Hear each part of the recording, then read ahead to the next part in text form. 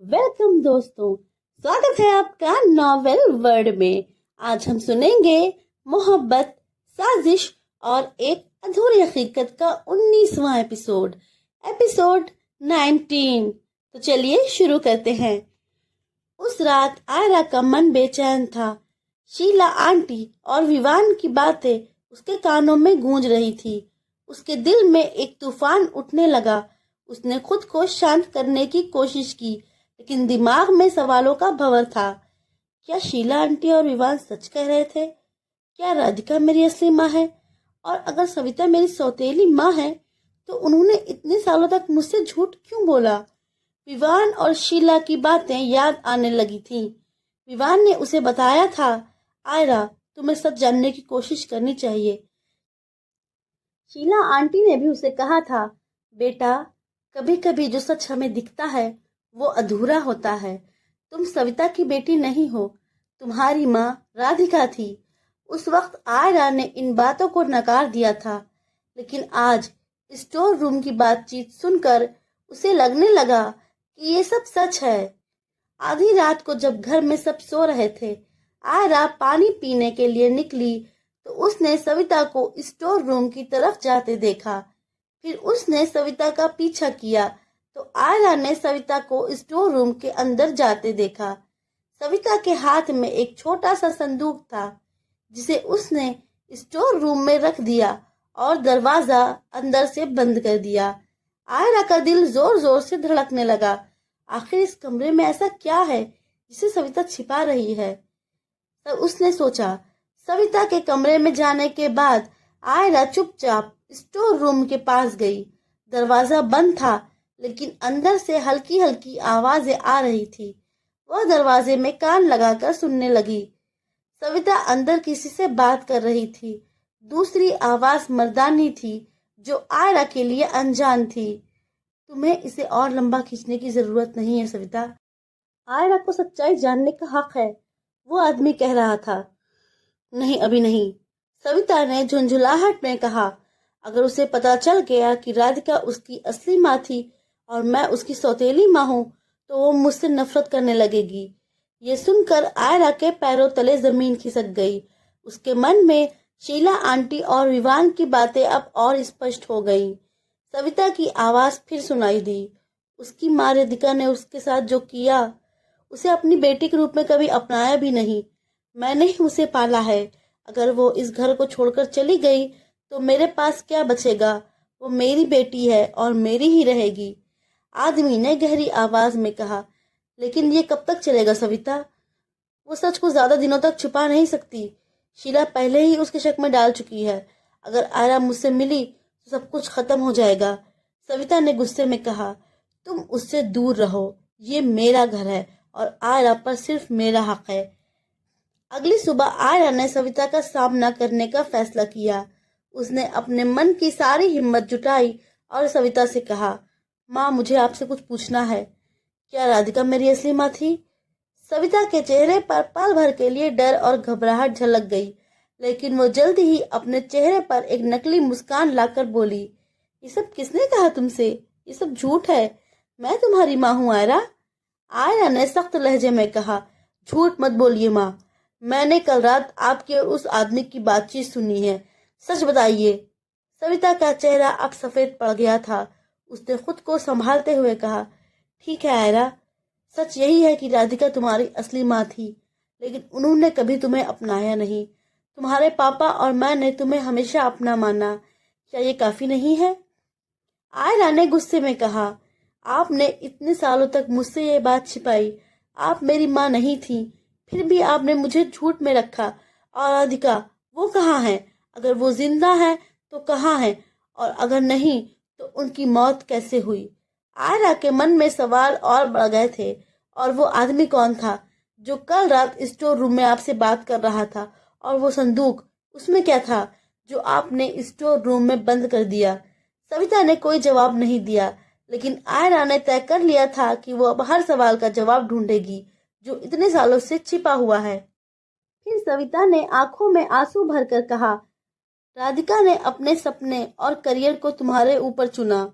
उन्होंने तुम्हारे पापा को छोड़ दिया और तुम्हें भी। मैंने ही तुम्हारी परवरिश की।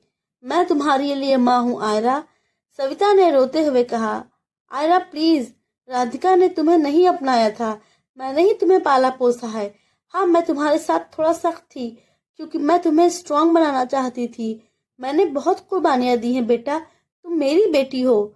आयरा ने ठंडे स्वर में कहा। हो सकता है कि आपने बहुत कुछ किया हो, लेकिन सच्चाई तो ये है कि आप मेरी माँ की जगह नहीं ले सकती। और मैं ये सच्चाई पता लगा कर रहूंगी कि आप इस घर में क्यों आई और मेरे पापा ने आपको क्यों चुना। जितना जानना चाहती हो जान लो आयरा, लेकिन सच यही रहेगा कि तुम्हारे पापा ने मुझ पर भरोसा किया था और मैं तुम्हें ये साबित करके दिखाऊंगी कि मैं इस भरोसे के लायक थी। उस रात आयरा अपने कमरे में बैठकर सोच रही थी कि आखिर वो संदूक सविता ने स्टोर रूम में क्यों रखा और उसमें ऐसा क्या था जो सविता छुपाने की कोशिश कर रही थी। और विवान ने जो लेख दिखाया था उसमें लिखा था कि राधिका की मौत के बाद बच्चों की कस्टडी सविता और उसके पापा ने ली थी। मतलब माँ ने मुझे छोड़ा नहीं, बल्कि उनकी मौत हुई। और बच्चों की कस्टडी मतलब मेरे अलावा मेरा कोई भाई बहन भी था। आयरा के दिल में अब सवाल उठ चुके थे। वो ठान चुकी थी कि सविता के असली इरादों का पता लगा कर रहेगी, लेकिन क्या वो सच में सविता को गलत साबित कर पाएगी या सविता के दावों में कहीं ना कहीं सच्चाई छिपी थी। और वो रहस्यमय आदमी कौन था जो सविता से बात कर रहा था। तो चलिए देखते हैं आगे क्या हुआ। अगली सुबह आयरा के लिए अलग थी। वह घर के हर कोने को एक नए नजरिए से देख रही थी, जैसे हर चीज में कोई छिपा रहस्य हो। उसका दिमाग अब रात की बातचीत, संदूक और उस अजनबी आदमी की पहेली सुलझाने में उलझा हुआ था। दिन के समय जब सविता घर पर नहीं थी, आयरा ने मौका देखकर स्टोर रूम का दरवाजा खोलने की कोशिश की। दरवाजा अंदर से लॉक नहीं था। अंदर जाते ही उसे एक अजीब सी घबराहट महसूस हुई। कमरा धूल और पुरानी चीजों से भरा था। दीवारों पर कुछ तस्वीरें जमी हुई धूल के पीछे से झांक रही थी। कमरे के कोने में वही संदूक रखा था जिसे सविता ने रात को लाकर रखा था। आयरा ने धीरे से संदूक का ढक्कन खोला। अंदर एक पुरानी डायरी, कुछ दस्तावेज और एक लिफाफा था। डायरी की शुरुआत हुई। डायरी के पहले पन्ने पर लिखा था राधिका।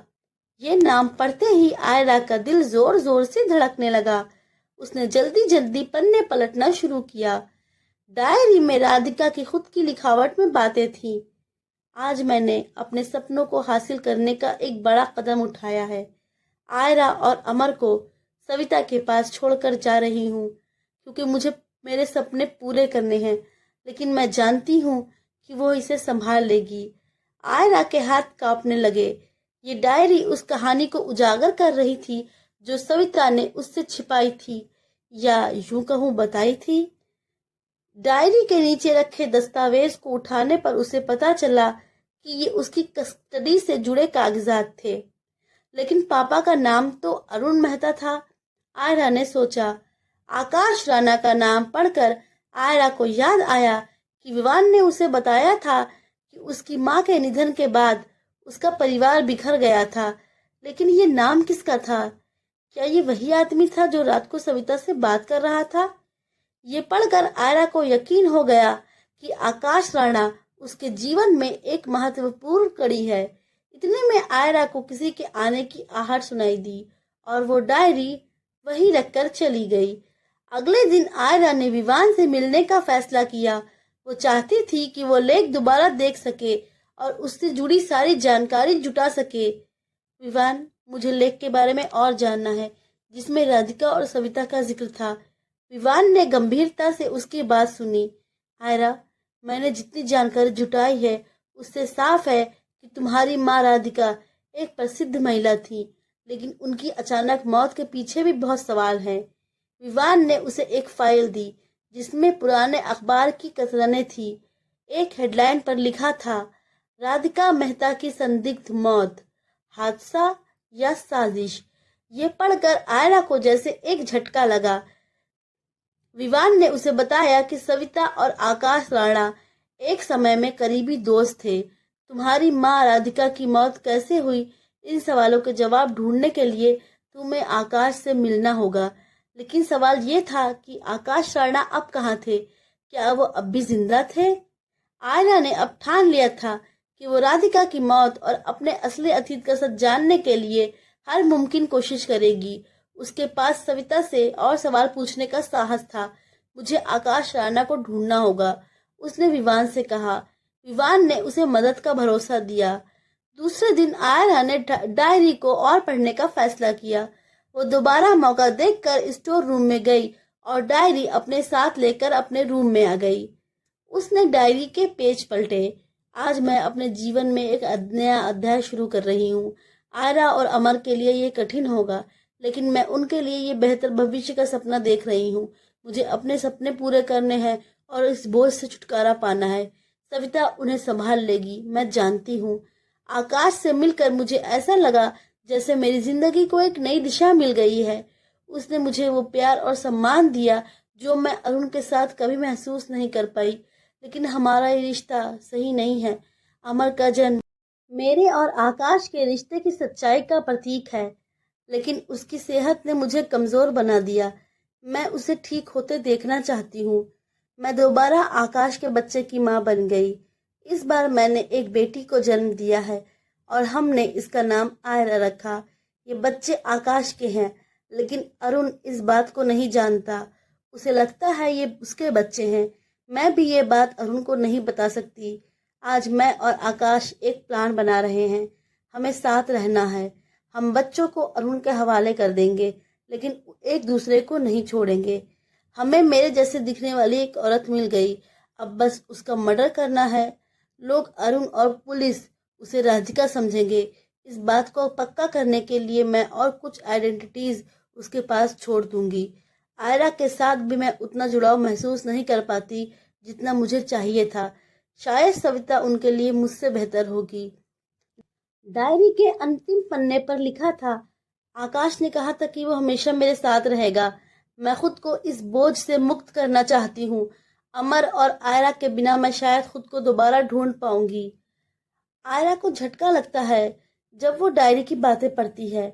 डायरी के अंतिम पन्ने पर लिखी बातें पढ़कर आयरा के हाथ कांपने लगे। वो अपनी आंखों पर विश्वास नहीं कर पा रही थी। क्या ये सब सच था? क्या राधिका उसकी माँ इतनी स्वार्थी और निर्मम हो सकती थी? आकाश मेरे पिता है और मेरी माँ ने मेरी जिंदगी को एक झूठ में बदल दिया।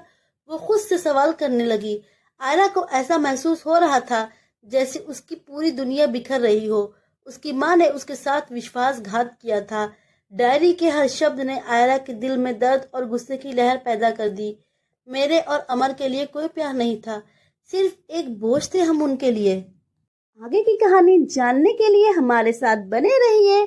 इस ऑडियो सीरीज में मोहब्बत, साजिश और एक अधूरी हकीकत की नेक्स्ट एपिसोड आपको कल मिल जाएगा, एवरीडे 7:30 बजे शाम को।